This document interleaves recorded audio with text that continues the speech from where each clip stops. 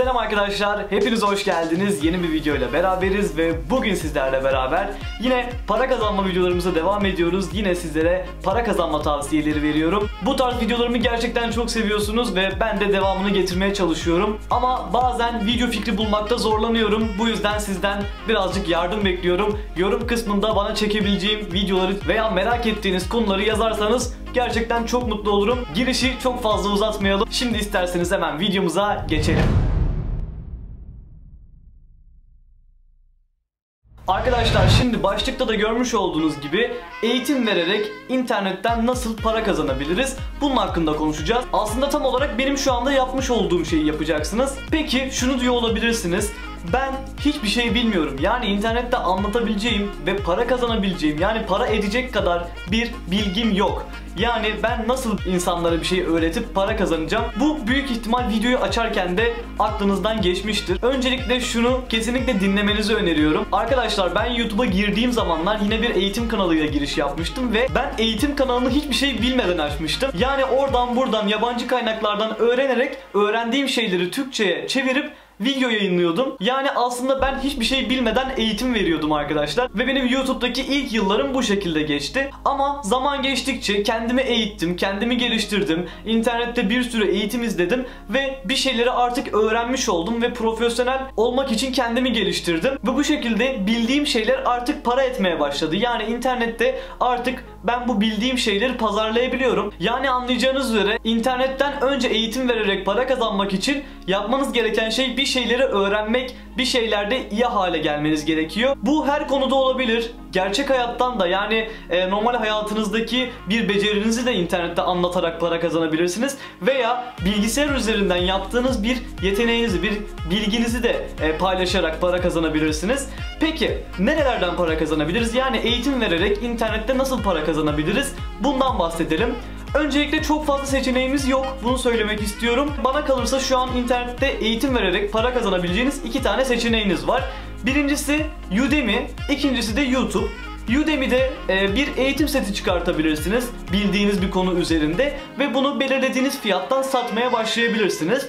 İkinci olarak da YouTube'da eğitim vererek para kazanabilirsiniz. Benim şu anda yapmış olduğum, yani şu an bu videoyu izliyorsunuz. Bu videonun aynısından mesela siz de yaparak izlenme kazanabilirsiniz ve bu şekilde para kazanabilirsiniz. Yani önce eğitim, sonra para kazanmak, bunları yapabiliyorsunuz ve gerçekten size şöyle söyleyeyim, eğitim olduktan sonra, yani bilgi olduktan sonra internette bunu paraya çevirmeniz gerçekten çok kolay. Yani ben bunu deneyimledim. Türk insanı genellikle böyle hani YouTube üzerinden veya Udemy üzerinden bildiklerini anlatmaya çekiniyor.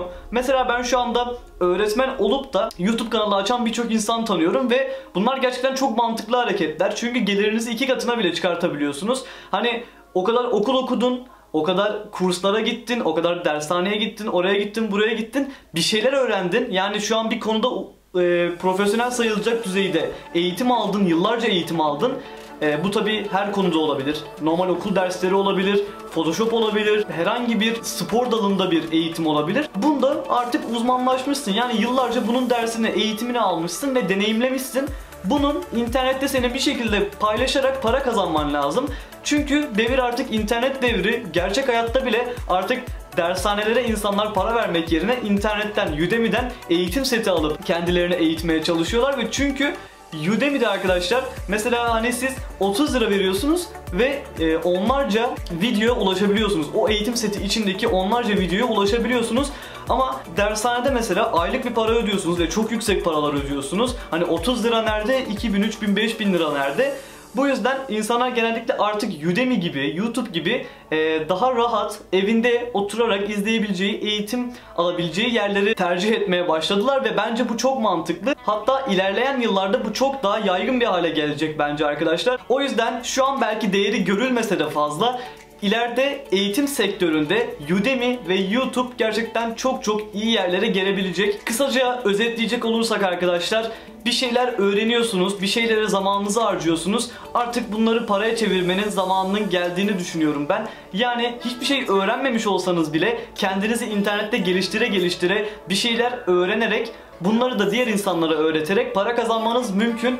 Udemy'de mesela eğitim çıkaracaksınız ama diyorsunuz ki zaten bu eğitimin birçoğu yayınlanmış. Yani benim anlatacağım şeylerin çoğu yayınlanmış. Kimse benden alıp da dinlemez diyebilirsiniz.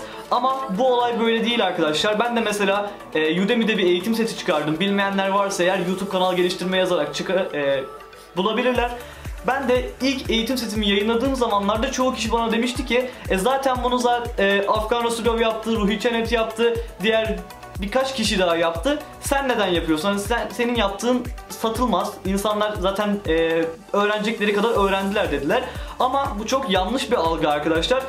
Bazı insanlar mesela benden anlıyorsa diğer arkadaştan anlamazlar. Yani bu anlatımınıza da bağlı birazcık. Siz iyi anlatıyorsanız insanlar o kişiyi tercih etmektense sizi tercih edebilirler. Ve başka ıhızlardan dinlemeyi İnsanlar daha çok seviyorlar. Ben bunu gerçekten yıllar içinde tecrübelerime dayanarak söylüyorum.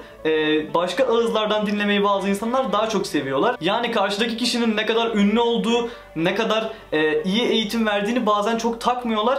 Sizi seviyorlarsa, yani sizin eğitimlerinizi izlediyseler, sizin eğitim setinizi satın almak istiyorlar. Ben de mesela şu anda eğitim setimi insanlar satın almaya başladılar. Peki neden alıyorlar? Çoğu beni YouTube'dan tanıyor. Beni daha önce izlemişler. Belki de anlatım biçimimi seviyorlar. Bu yüzden daha da desteklemek adına ve daha iyi bir şekilde eğitim almak adına benim eğitim setimi alıyorlar. Yani bu yüzden şöyle söyleyeyim, burası internet.